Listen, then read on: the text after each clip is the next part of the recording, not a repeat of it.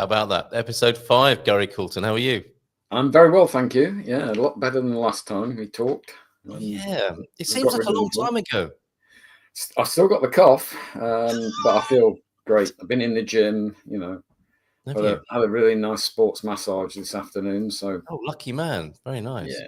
Okay, I'm just jiggling about my camera about for the best shot. There you go. Special guest today, Anna Todd will be joining us in a little while, but it's nice to have a catch up with you. And for anybody who's not familiar with the Positive Echo podcast and what we're attempting to do, what would be your elevator pitch? Should we both have a go at this? Do you want to go first?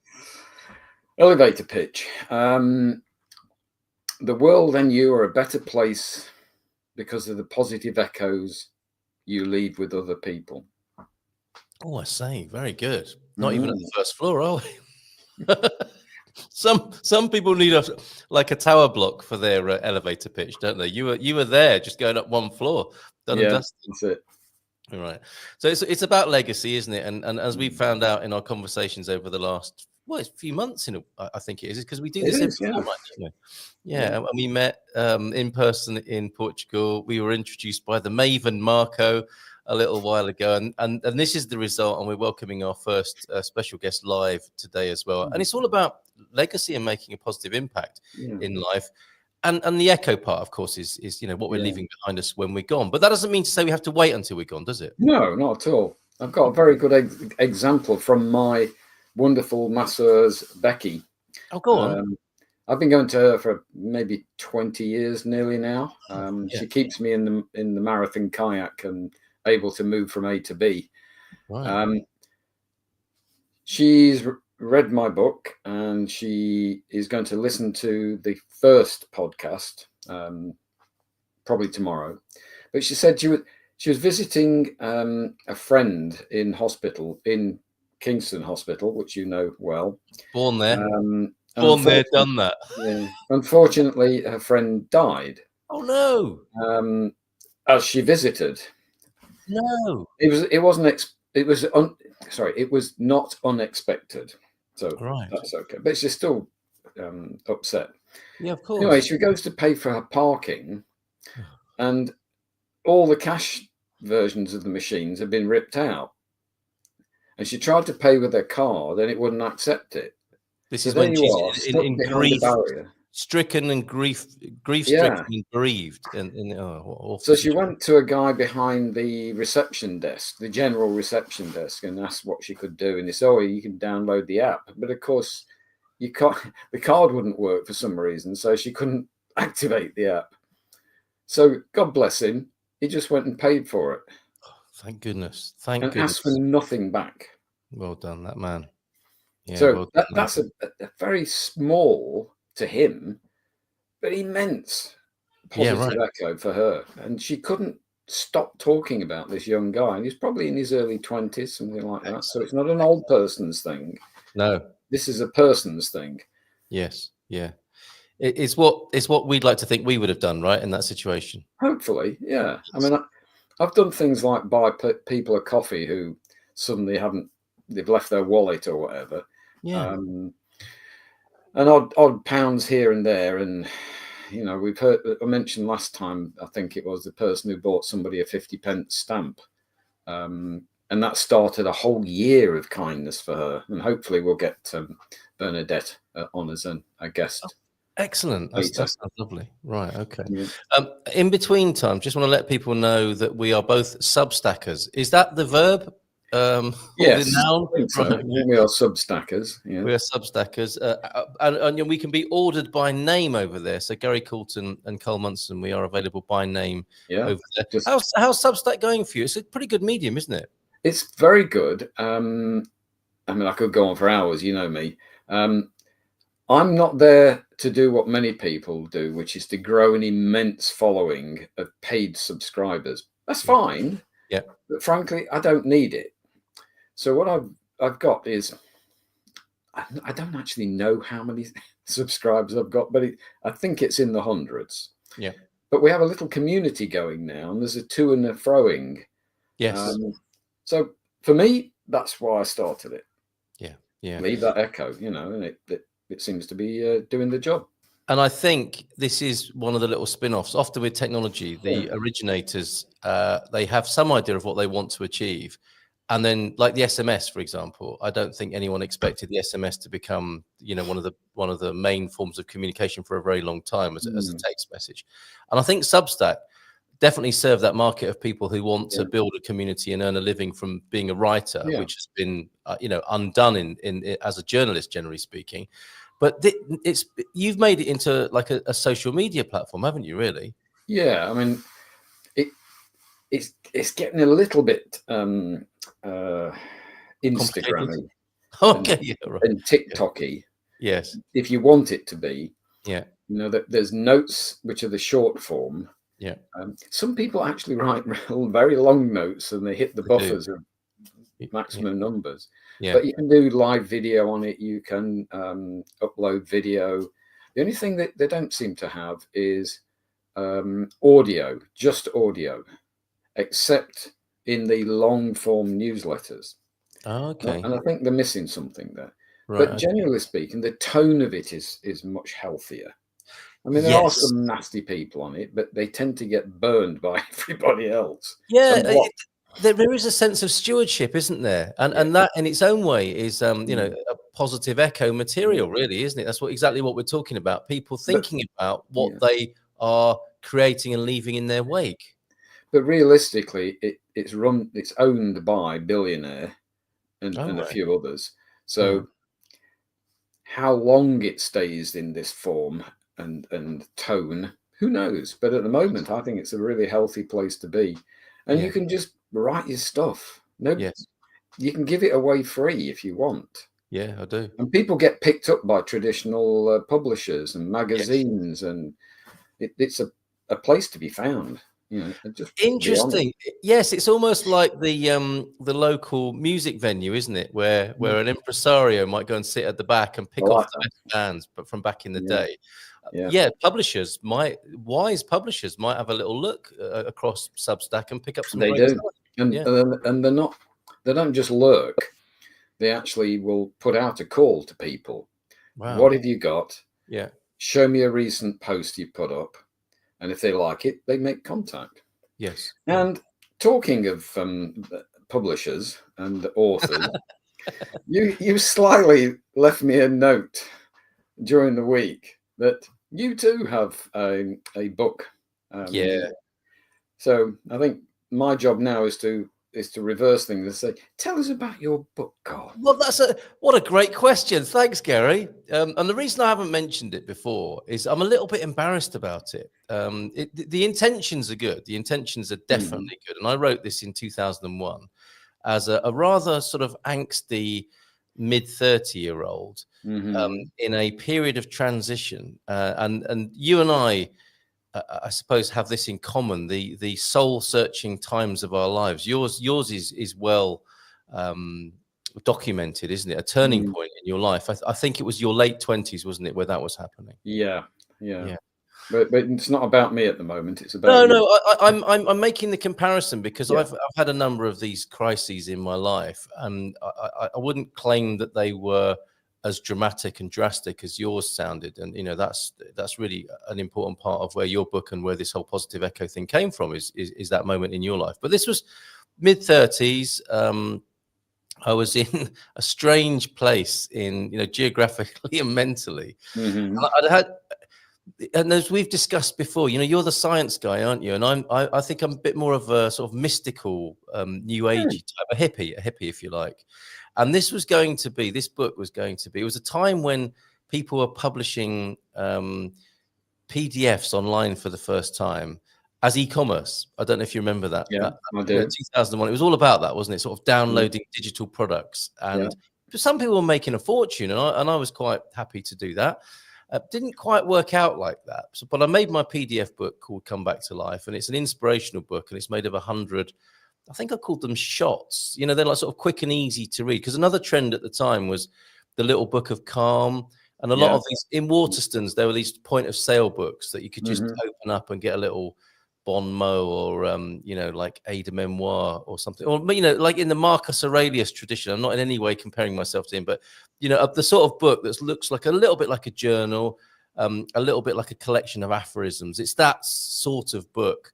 And the main thesis is that we, and you know, it's perfectly a perfectly respectable sentiment, I think, is that oh, do you need to get a glass of water? Well, you're right there.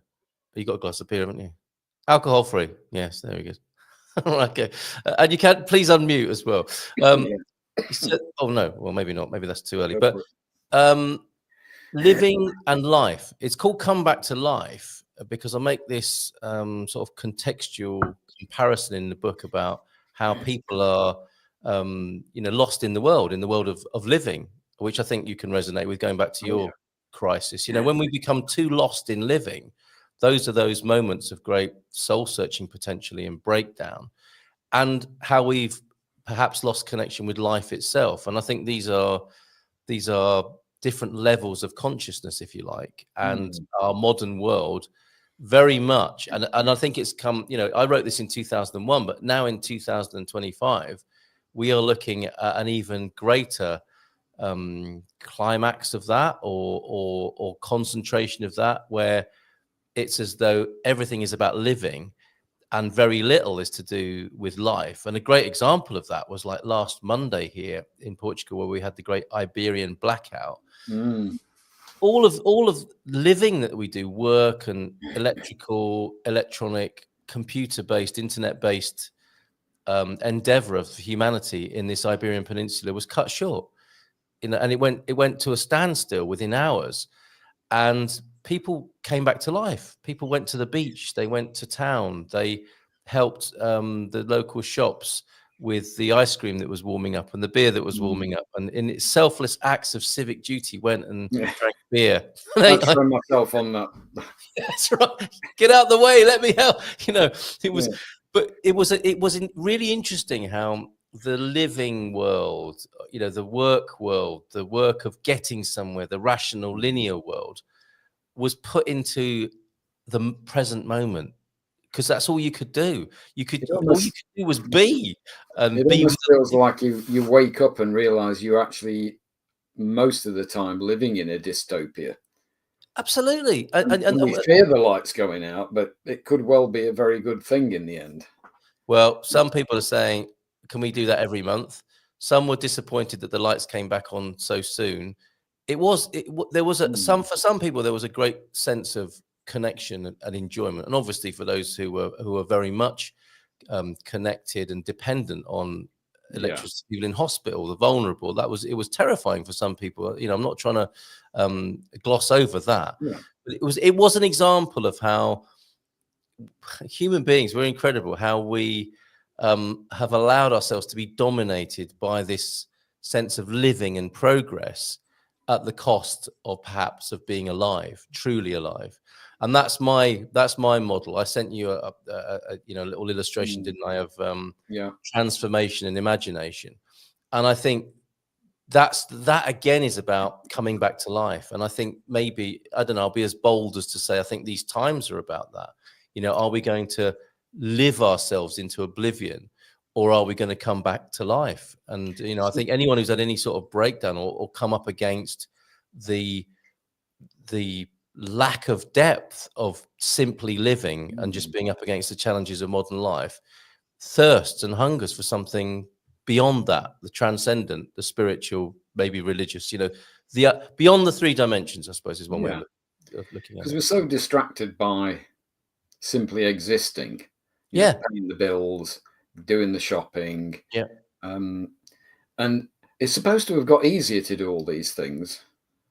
Well, why do you think that is? Why do you say that? It's such an interesting thing, that, because yes, we were told, weren't we, that all of these machines would bring us greater leisure time. It didn't work out like that. Why is that, do you think?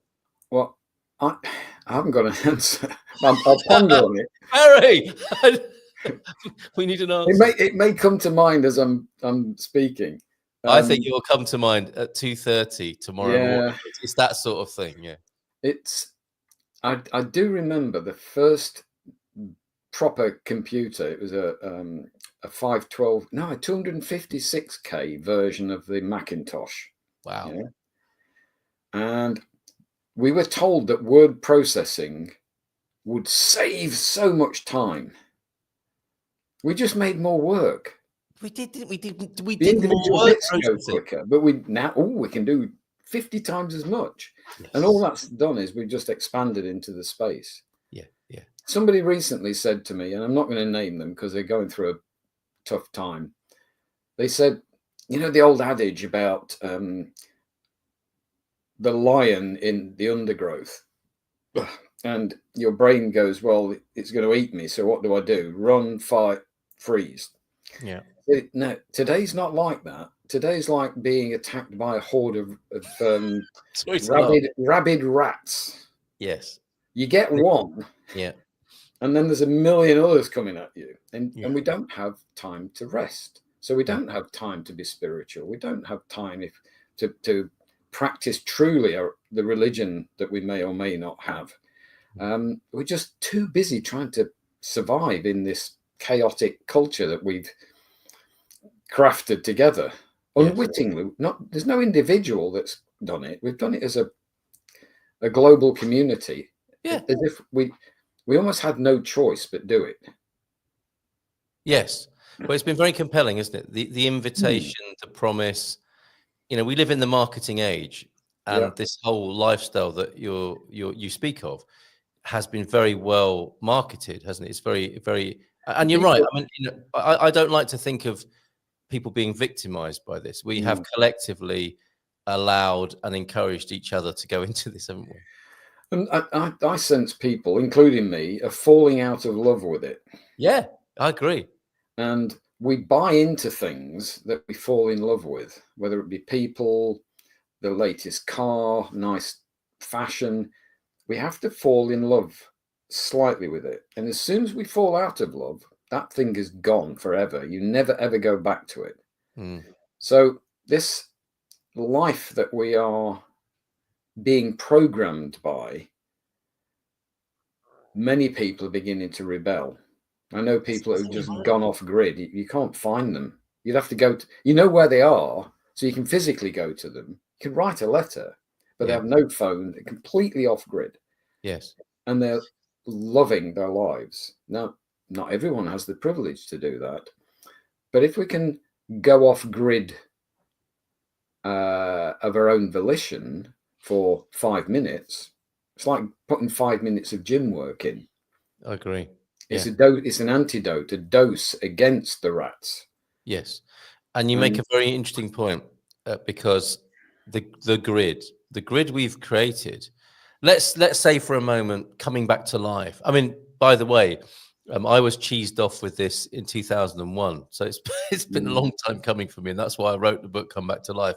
And it was intended to be a help to people who might see those paradigms in front of them, and you know how we might orientate ourselves more towards life rather than being lost in living.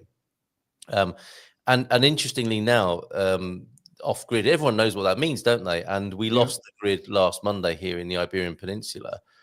And it occurred to me in those sort of spiritual religious terms that the grid people are trying to get off is like a false god. We worship it, don't we? We sit at its altar, and it wasn't there for us to do that last Monday. So the option for something else was suddenly available. And perhaps we went off grid, the grid of something far more substantial and sustaining from I mean, you could look at it historically, or you could look at it in sort of terms of myopia. The truly nourishing grid for human beings never went anywhere. We turned our backs on it. So it's a nebulous thing. It's a lofty, it's a spiritual thing, but I think you get the gist of what I'm talking about. I do. And I suspect that the average person has been conditioned to believe that they don't have access to that. It isn't for them.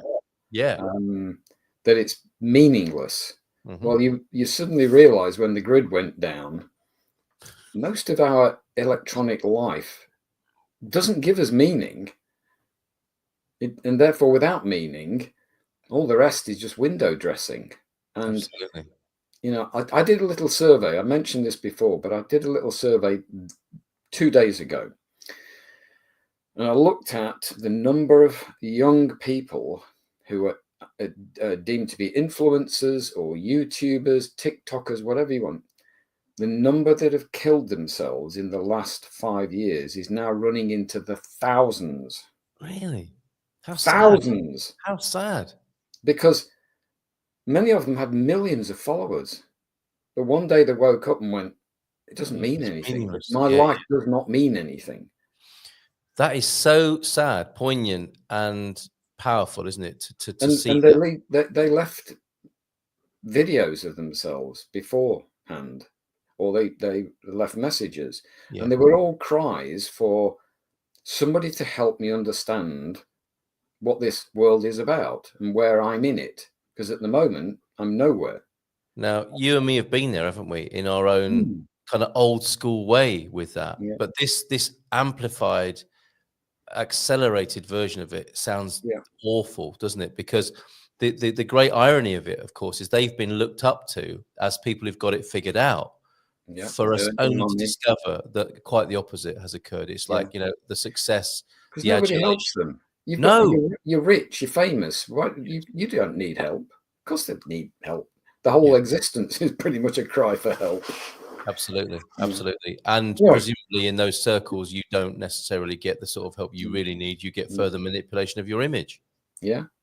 So bringing you kicking and screaming briefly before we bring Anna on. Yep.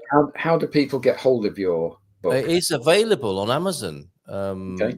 And you heard it here. If you search, I'll put the name of the book, and if you search my name in the book, something should come up. It's definitely available on Amazon. Okay. You might even find an audiobook version of it on the search. So I shall do that after we've welcomed Anna on. Give us a thumbs up, Anna, if you're ready to join us on the screen, because you're about to get a rapturous round of applause, which you deserve as our special guest here today. Let's welcome Anna Todd. You're in the UK, Gary, just not far from the capital, in Surrey. Yep. Anna's down in the southwest. Come on then, mate. Join us on the screen. There she is, live from Devon. How you doing, Anna? Hello. Back again.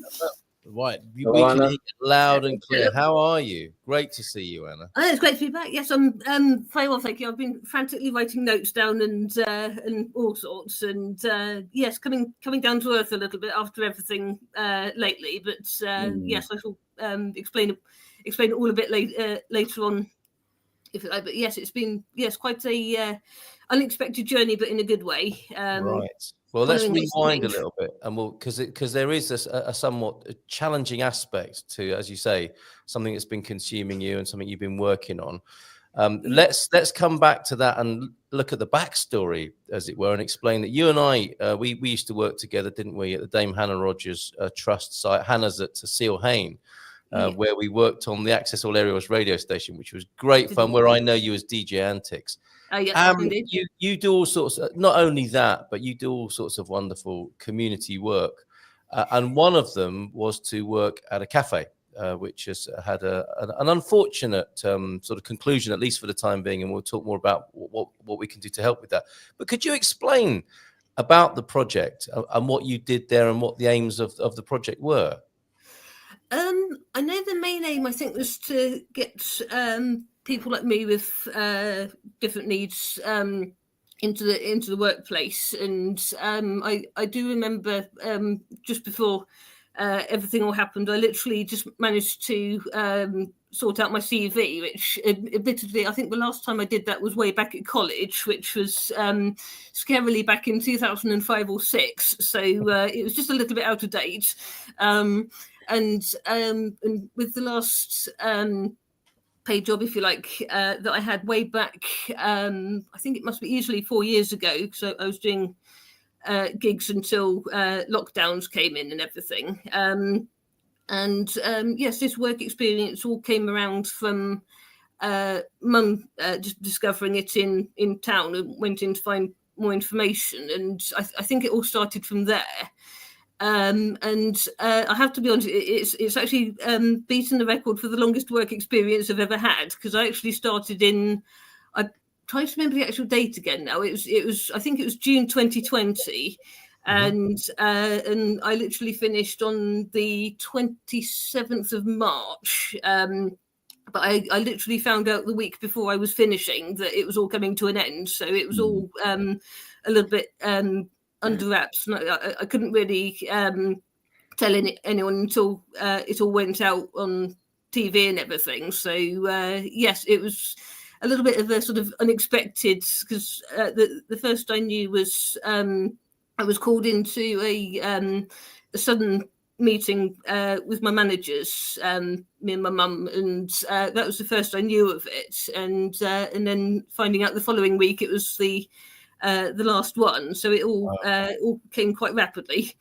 I'm sure heartbreaking for the team who had to share that news with you. The name of the project is the No Limits Cafe, right? This is in Newton Abbot in Devon. Yes, yeah. Yeah. And you mentioned, you threw in there, because there are so many things you do and so many ways you give to the community, so many positive echoes, basically, that you're involved with and contribute, Anna, about playing music as well. You're a gifted keyboard player, and one of the things you do is play the keys at local old folks' homes as well. But you're here today to talk about the No Limits Cafe. And we would really like to help with that, because just generally it's absolutely a positive echo, and it's been so helpful to so many people. What sort of thing did you do there? If you could sort of tell us about that 5 years and the sort of things that you're involved with and some of the people you used to work with. I think it was mostly adults which I worked with. It was mostly job coaches and people mostly on work experience, because the kind of setup I think they had there. I'm trying to think if it was, that's right. It was. I think some people worked like a couple of days in the week. I know I started off doing 2 weeks, and it went 2 days, and then it went up to 3 days. But yes, it used to happen in blocks of 8 weeks. So I can't actually remember how many people came and went in the time that I was there. So I'd only see them like once or twice a week, and then suddenly it was the next round of people. And yes, I know they worked under a scheme called Access to Work, which I'm just trying to remember how that was all about. Because I was working there under different payment, if you like. So I think that was in the early days when I started. And yes, and they usually accommodated barista training as well with the coffee company, which was local.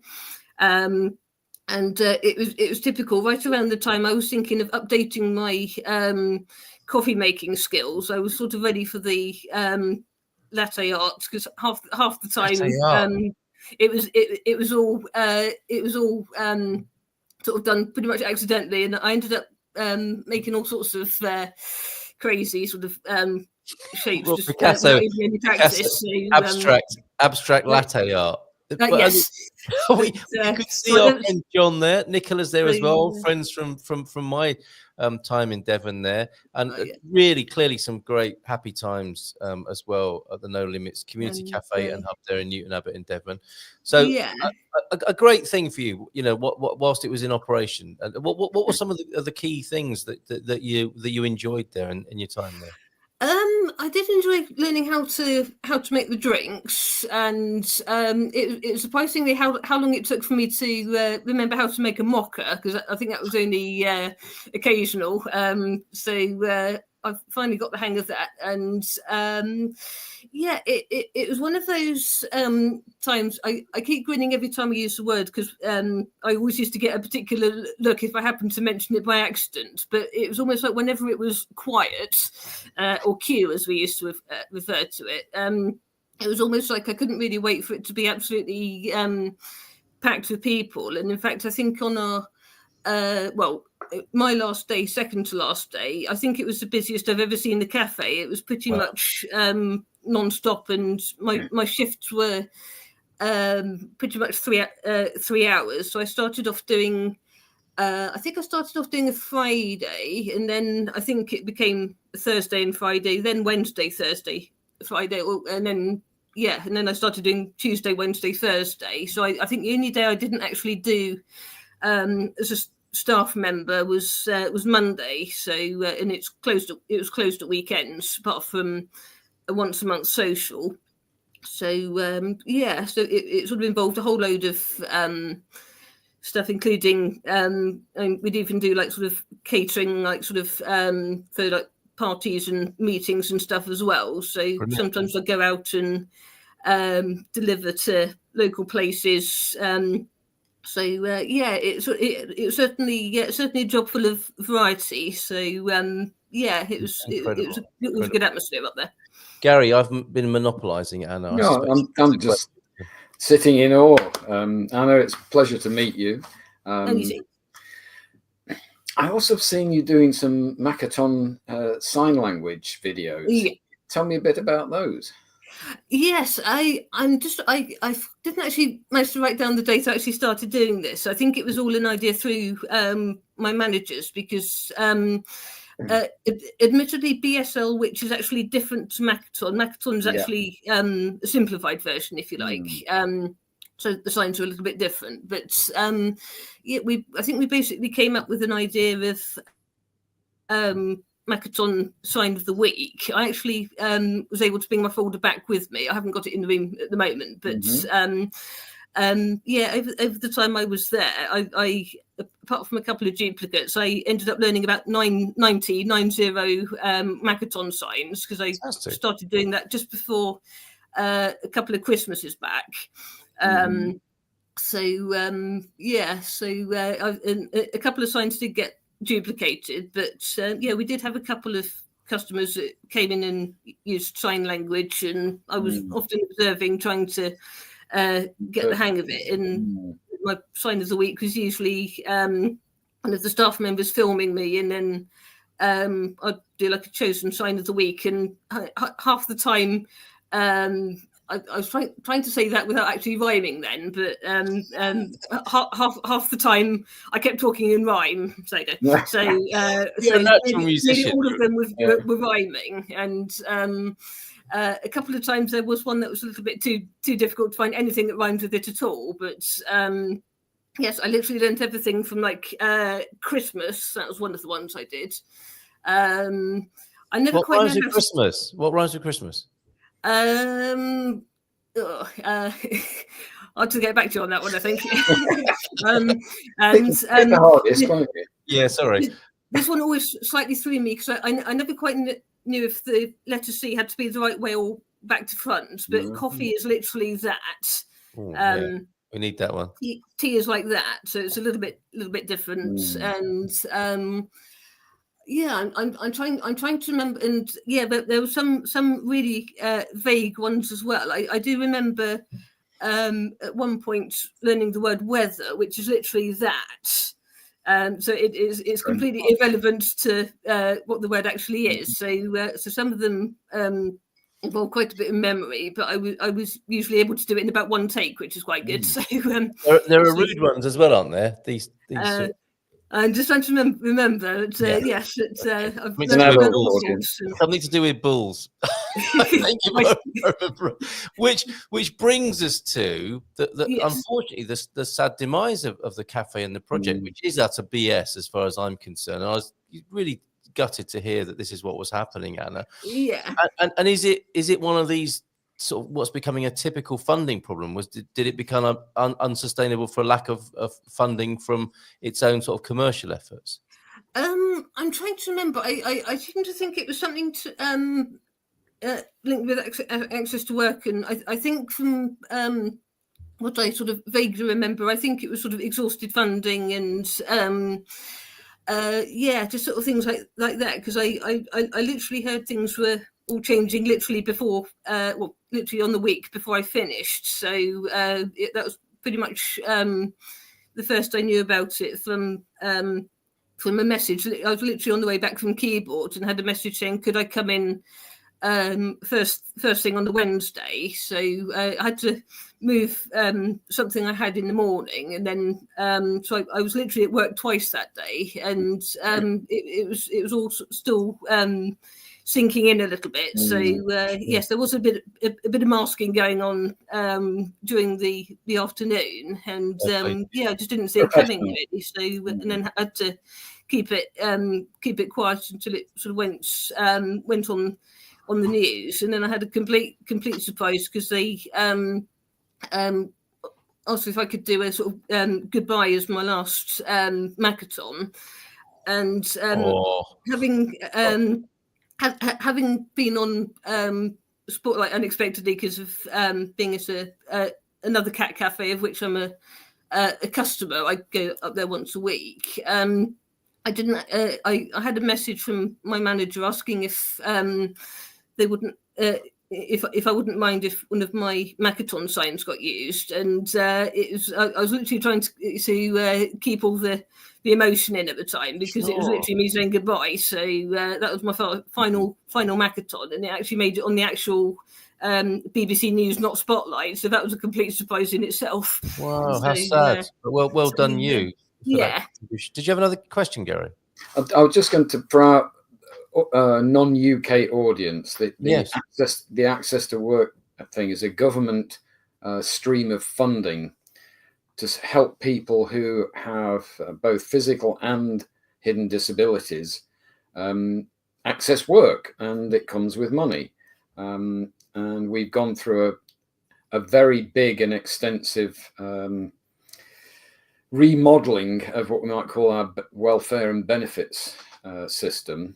And it sounds like the cafe may have been one of the victims of it.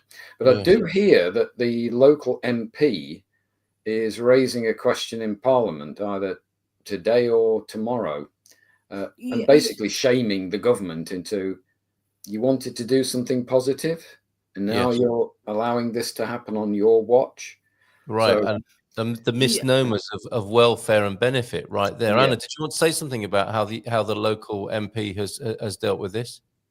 It was actually I was just partly getting something coming back because I was working with someone in the week, and I'm one of those typical types who always wants to help in some way, but half the time I don't have a clue what I want to do or how I can help. And on this occasion, I had a bit of help and from someone working with me, and they said, "How about writing to local MPs or local council?" So we did a little bit of research and literally messaged. I think it's 3 local councillors, I think, or sort of the MP or important people in the area. All I got back on that occasion was the automatic replies, and then I was told, okay, well, try taking it up a notch. So I did a bit more research, and we decided to get in touch with Martin Wrigley, who's one of the MPs, and so I'm trying to remember how it all happened now, because I literally drafted up an email and sent it off, and I think he already knew about the situation already, and it just sort of felt like after quite a bit of messaging back and forth, he said he'd be happy to have a meeting with me and over a video call.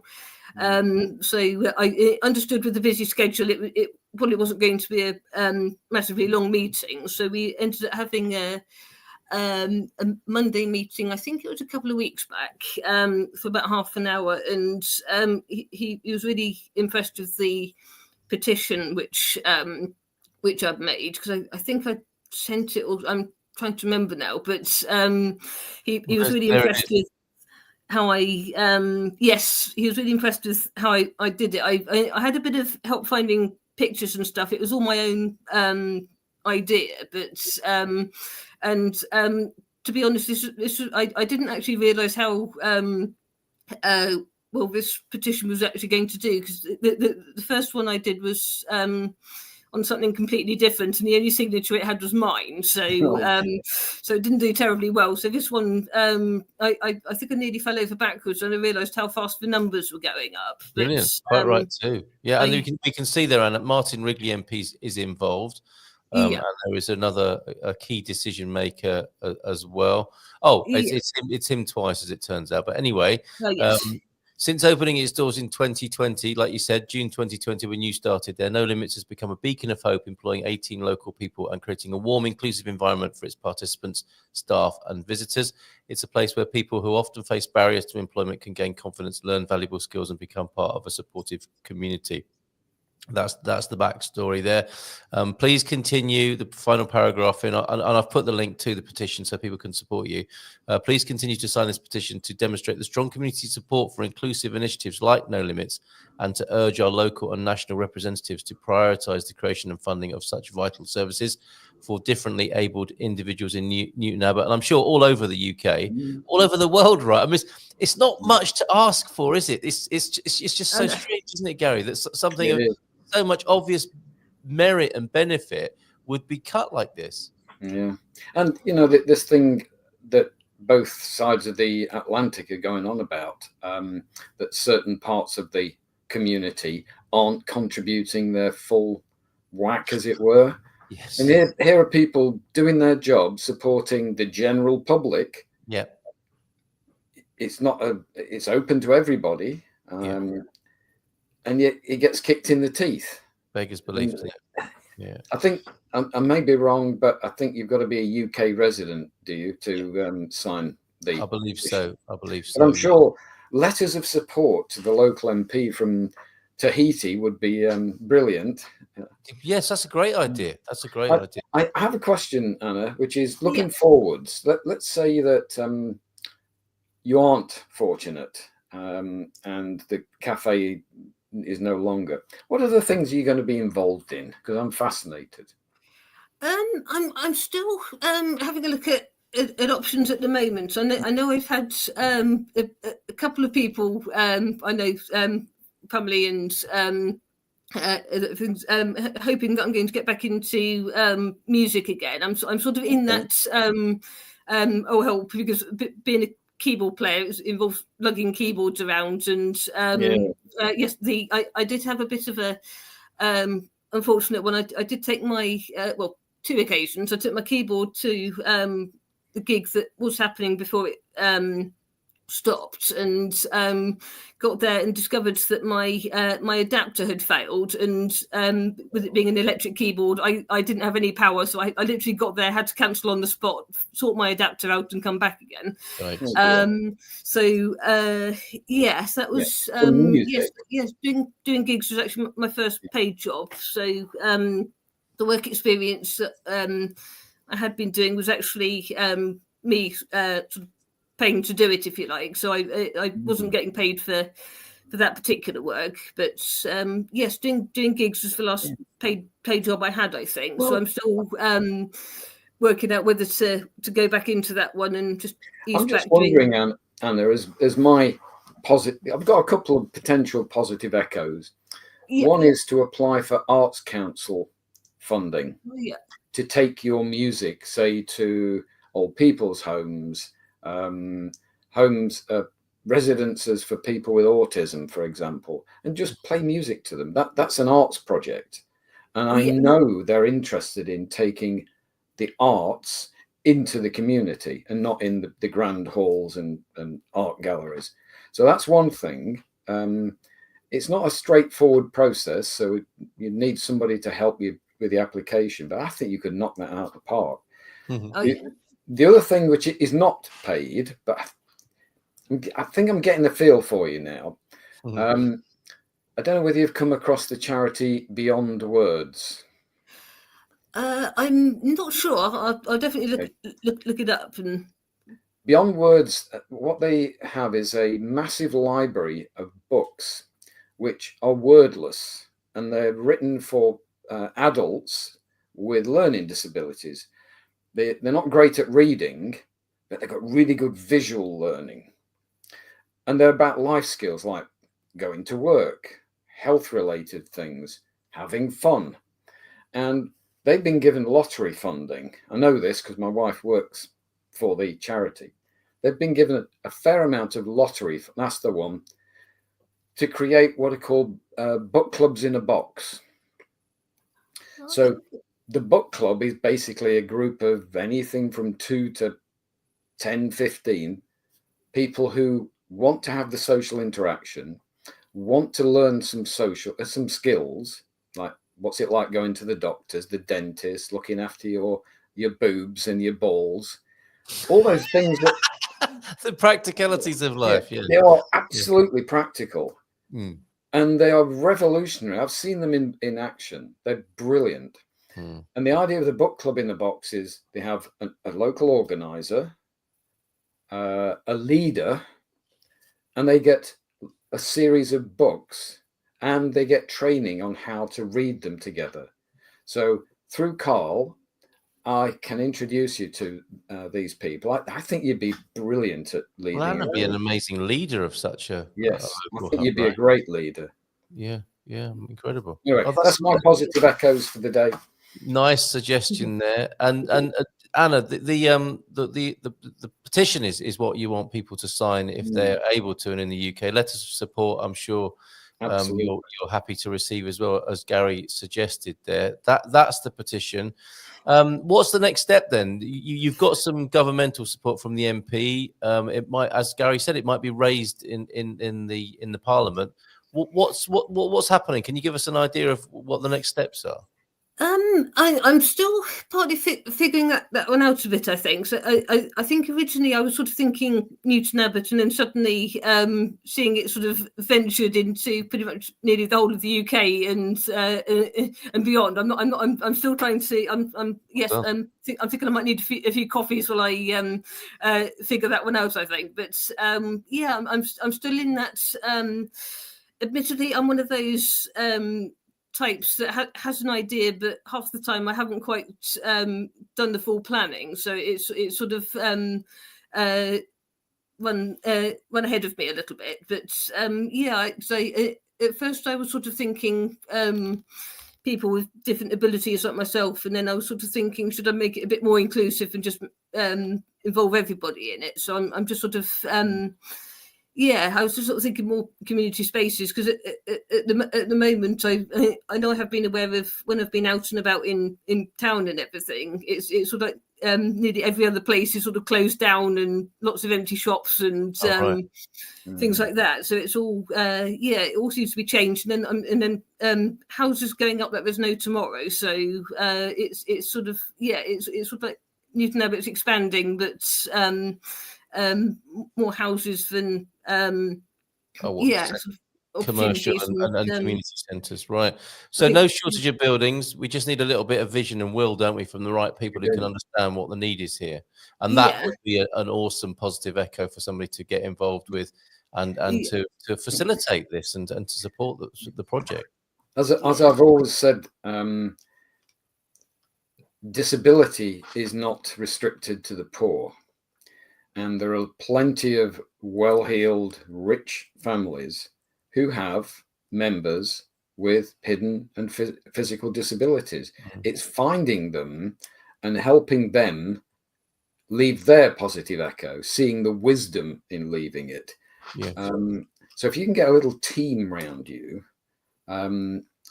with skills that and likes that you don't have or don't want to do, and stick at what you're best at, which is leading.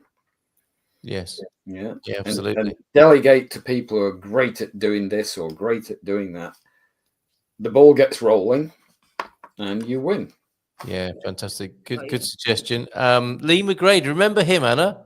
I do. Yes, hello. Hi, Anna, the head gardener, Lee McGrady, from another project. That's interesting, because there were two things. Well, there was one thing I was going to ask you about, as you can see scrolling across the screen there. DJ Antics. Any chance you're going to be on the radio or doing any DJing gigs soon? I'm having a think about that. Yes, I haven't done radio shows in quite some time. I think partly because there are a few technical things going on, and somehow my show, I've still actually got the kit here actually, but the show that I'd started doing, it sort of reverted back to what I was originally doing, and so yes, I think I've literally done about 300 mystery themes now, and I'm starting to think I don't think I've got any more mystery themes. You're an amazing broadcaster. Well, I mean, keep on keeping on with that if the opportunity arises. and the gardening. You used to love horticulture, as I recall, as well as doing radio together. You were on the other side of the site, working with the horticultural team. Are you doing anything like that at the moment? I think the last bit I was doing, partly because I'm seeing it all over the place at the moment. I was in Ipplepen at Families, and I happened to recognise a particular fiendish plant that pops up around this time of the year when the weather's pretty good, and I can recognise the leaf shape like the back of my hand. And hogweed, is that the hogweed or the bindweed? Yes, bindweed. Bindweed. Yes. Yeah. Wow. So, okay. So you haven't lost your green thumb then? Not quite, no.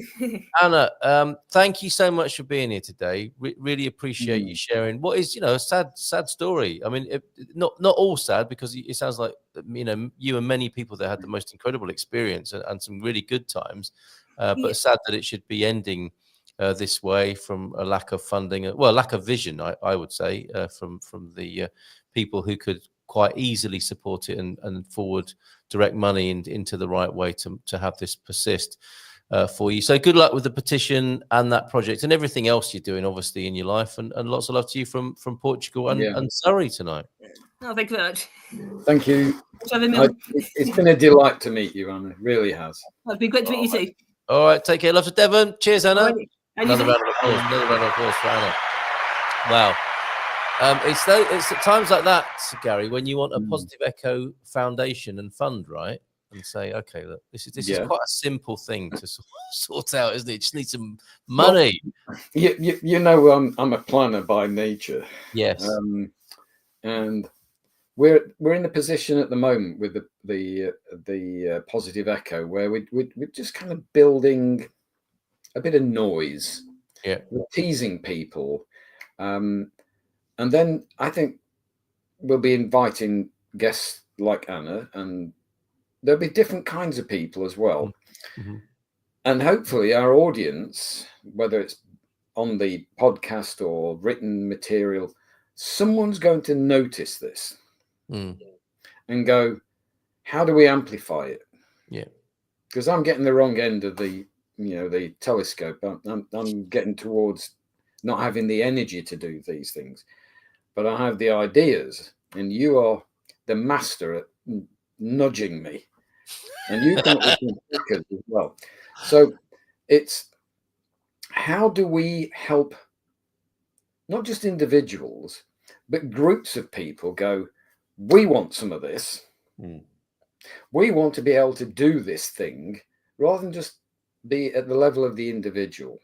So I know we've had discussions. Our next big plan is, how do we amplify this globally? Yeah. And it isn't something to control. I personally don't need to make vast sums of money out of it. I wouldn't know what to do with it. I'd give it away anyway. Yeah, but to the No Limits Cafe. How do we go? There's some skills to learn. There's maybe some attitudes to shift. There's ways of working together that might not be the typical ways of working together. And we talked about that right at the beginning. Yeah. So early days, folks, but you've heard it here. Carl and I are going to try and build the Positive Echo amplifier. Yes. We don't know what it is. Sounds like a crystal set at the moment, but yes. Watch this space on that, and to sort of bring it all together in terms of the book. You've got your book. I mentioned mine, which hadn't talked about so far, Come Back to Life. But within the ethic of coming back to life and getting out the rat race of living and the trap of just existing and living and surviving, and really, I think what we really came here for, which was to grow and help each other grow and to make things better and more positive. There's some great, I mean, maybe the road is rising to meet all of our feet in this, because the one of the resounding and things you often hear when people do sort of get a bit upset, depressed, and fall out of love with life, or just get disconnected from life, is how helping others really gets them back in the saddle and back into a more functional and happier place to be in life. And that's really what we're all about, isn't it? It's coming back to life in that sense. Yeah. I mean, I spent time being sad and sorry for myself, and I realized that I couldn't drag myself out from the inside. I had to, as you said, engage with the world under my terms, but that healed me. Yeah. And then I could do the internal work. Yes. But you kind of got to fake it until you make it. Yeah, understood. And I think that's what happened at the No Limits Cafe.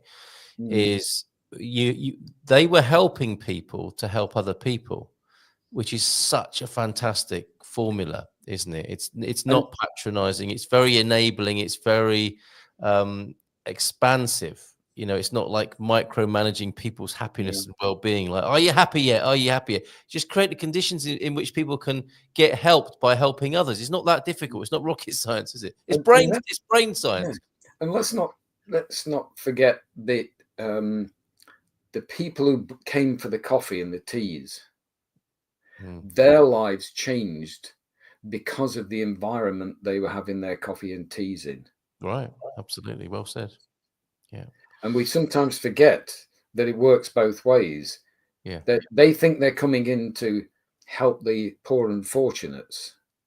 And I don't feel that way, but there's a certain, we're going to help them out. We'll go with that cover story. We'll go with that cover story if that's what people need, right? And what they actually end up doing is having their lives changed because of the interactions they've had. I've seen it with my own eyes with some of the work that Anna and I did previously. Yeah. Absolutely. So, some things as we conclude today, some things for you there to consider. You know, how to make friends with your maverick mind, how to come back to life, and how to leave a positive echo. They're all connected. Yeah. And we'll be here to talk about those themes again in 2 weeks' time. Have you got a final word or thought, Gary? Yeah. Kindness is not only about being nice. Nice is vanilla, it's bland. Kindness is sometimes helping people see things that are uncomfortable. But it's the way you do that matters. Very good. Let's leave that hanging there, and we'll see you again in 2 weeks' time. And in between time on Substack. Thanks, Gary. Thanks, Anna. Thank you if you watched tonight, and thank you to you if you're seeing this in the future. Take care and bye.